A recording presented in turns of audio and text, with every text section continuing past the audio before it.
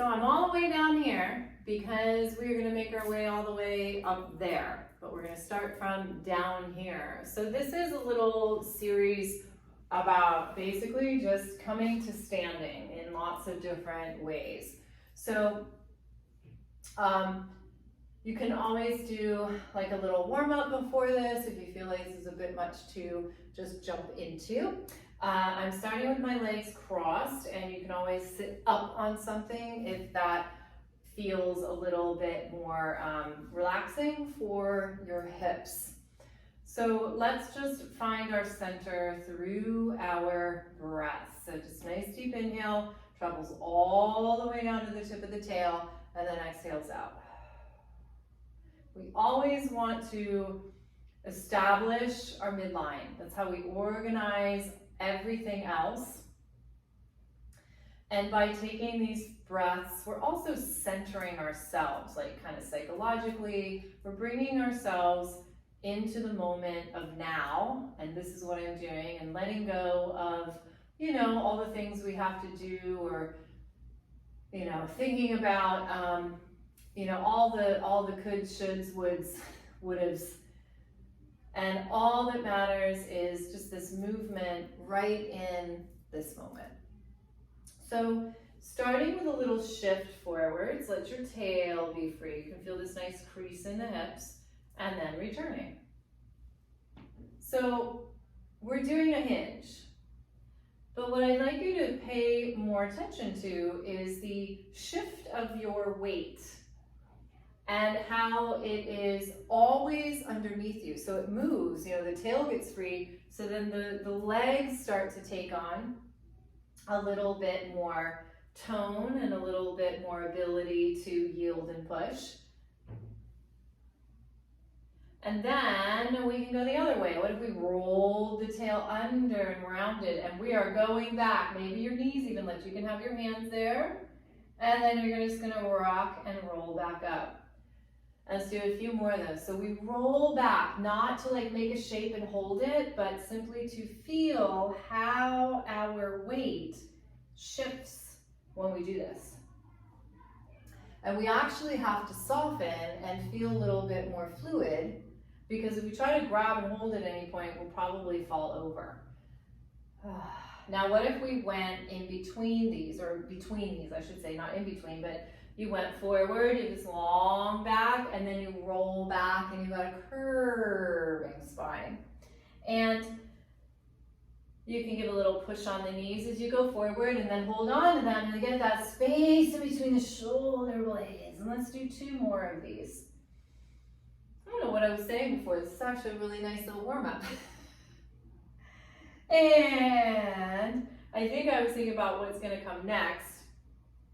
And this is a nice warm-up for that. So what we're going to do, I'm going to use the word momentum, but it's not really momentum. It might look a little bit that way, but really what we're doing is we're going to follow this tone through.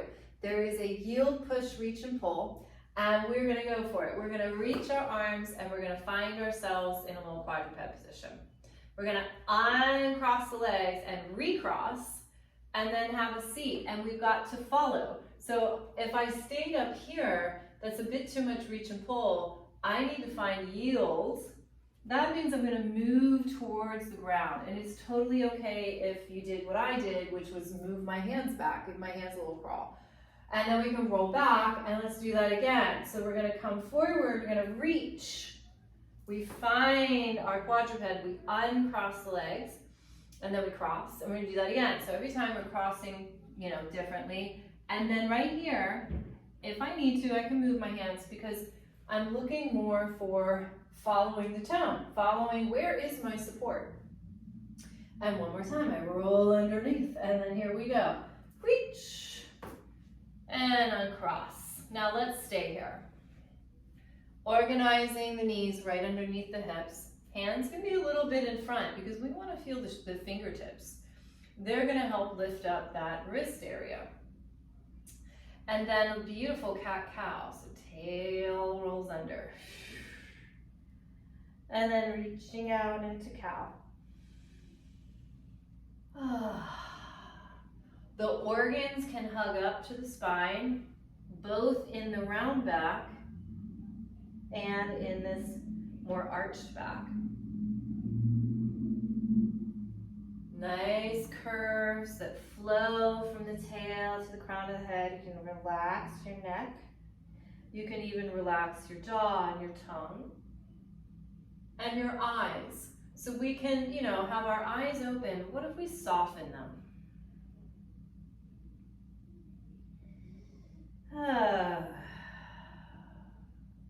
And then return.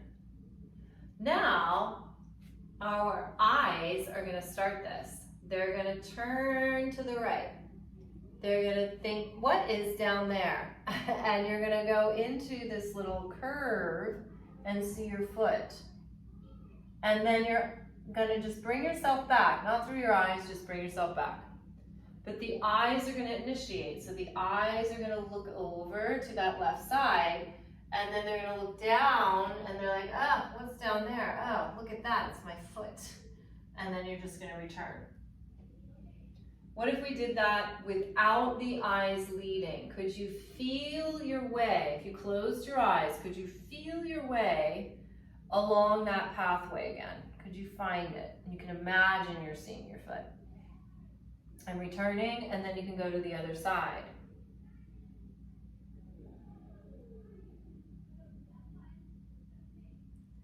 And returning back to the center. Just sit back in a child's pose. Just to let everything soften, relax. Take a few breaths, settling in to the support of the ground. And then returning up. Now from here, we're going to tuck the toes. And we're going to start with a little rocking. This rocking is generated through the push of the hands. They send the tail back, and the feet push the head back or forward. Hands to tail, feet to head. So we get these connections. You need these, especially feet to head, when you want to stand up. And you need your hands to tail if you want to go and get stuff with your hands and keep your balance. All right, now one of these times when you push back with your hands, you are going to hug your organs to your spine. You're going to let space come up right underneath you like a big wave, and woo, up you go. Into a downward dog-like position. And I'm saying that because I don't want you to go, ooh, downward dog, and then you just like root your feet down and you arch your back, and all of a sudden it's this inflexible, pose that doesn't have a lot of movement in it. So let your knees bend. Let yourself just hover. Can you do a soft shift side to side? So our spine is quiet, flowing. And check your head. Sometimes our head falls downwards in a downward dog, or we look way up because can you find the head to tail? Now shift forward, push with the feet. The push of the feet takes you forwards. Now you can look at your feet. That's going to round your upper back. Your head can go in between your hands. And then you're going to slowly lower the knees down. And let's try that whole thing one more time. So a little shifting forward and back. When you're ready, those hands are going to push, and that sends that energy right through the body, and it's a reach through the tail. And what if this time we did do a bit more of a downward dog? So we can plant the feet. Doesn't matter if the heels don't touch. Soften the knees. Push of the hands, reach of the tail. We still have a connection of our feet to our head. It's just folded in half. And then push with the feet, come over. Your head can go right through your legs. You can look between, look at your legs. Hello, legs. Now this time, let's push back into a downward dog. Now we're going to walk the feet up and roll up. So that's one way of getting up, isn't it? So let's go down the way we got up. Whew. So we're gonna roll down. Excuse my cough. You're gonna put your hands out. You're gonna walk back to a downward dog. Shift the weight over. Lower the knees. And come down. Now let's try a different way. What if we were in this like little mermaid position, and we're gonna do a little belly down mermaid cartwheel. So we're gonna take this arm up, but we're not going side, we're actually going to navigate to the back and then following the tone. So we can move towards the ground. That'll place our hands where they need to be. And then you're gonna roll on your belly, and the other leg is gonna reach back, and we can push with the hands, and up we go. Let's try that going back the other side. So we go towards the back. So we get into this nice big twist, this spiral. And then we move into the ground. We move out of the ground. And we come back up. Just bring those arms up. Okay, now we can do that same movement here, but instead of going on the belly, we can swing our leg around. Let's take that back. Go back to where you were, and let's try that again. So your arms could go overhead. They can also just reach around, and then leg swings. And then we find this position. Nice view for you.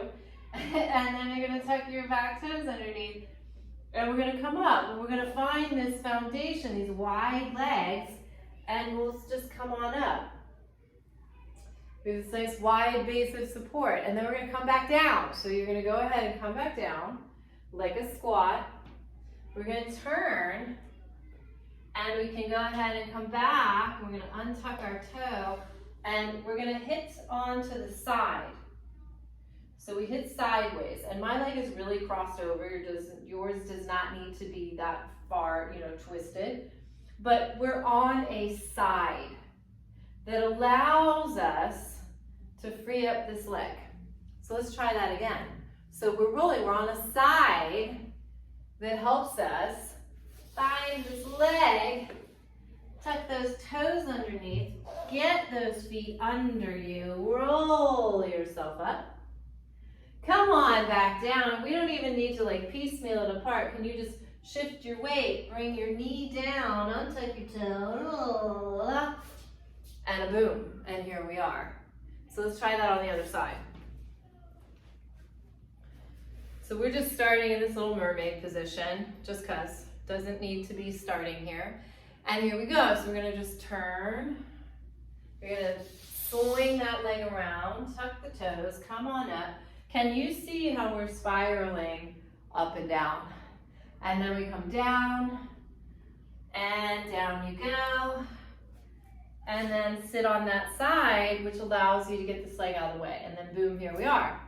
We do it again. We go onto a side, which frees that leg up. Underneath, and we come up.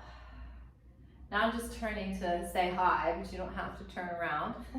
And then you're gonna come back down. So here's all of this beautiful weight shifting where we always need to know where is that foundation of support. All right, so that was just a little ditty, and you can always continue to play with what are other ways I could get up off of the floor? You could try it with no hands. How do I do that with no hands? Try it on the other leg.